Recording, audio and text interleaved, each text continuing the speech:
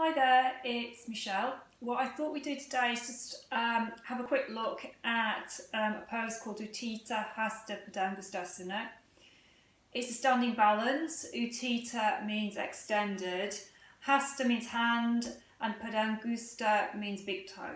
So in the infamous words of Blue Peter, here's one I made earlier. This is a photo of me in the second version of the pose. First version of the pose, the leg is straight out and you're holding the big toe of the raised leg with the first two fingers. The third version of the pose is the leg is straight out in front again. We've got both hands on the hips. That's a really tough one on the quads. So if you're having difficulty with this pose, the basic principles are no different to any other standing balance. So first of all, make sure that you've got a really good, strong standing leg. Really work on that connection between the sole of the foot and the ground. Really press down, particularly with the ball of the big toe. Pull up the kneecaps and make the quads work.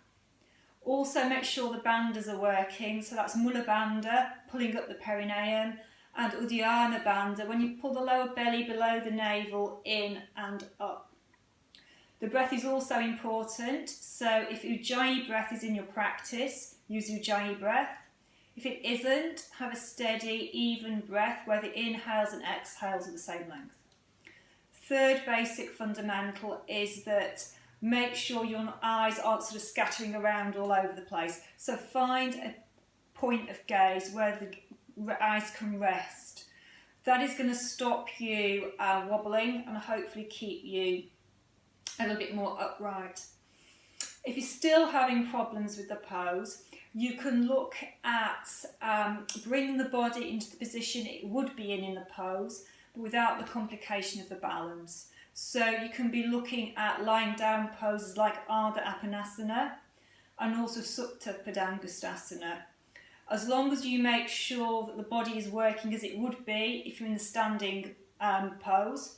For example, the leg that is straight and on the floor is as it would be if it was the standing leg. So you're flexing the foot, you're working the quads, you're lifting the kneecaps, you've got the bandhas, you've got the breath, you've got the drishti.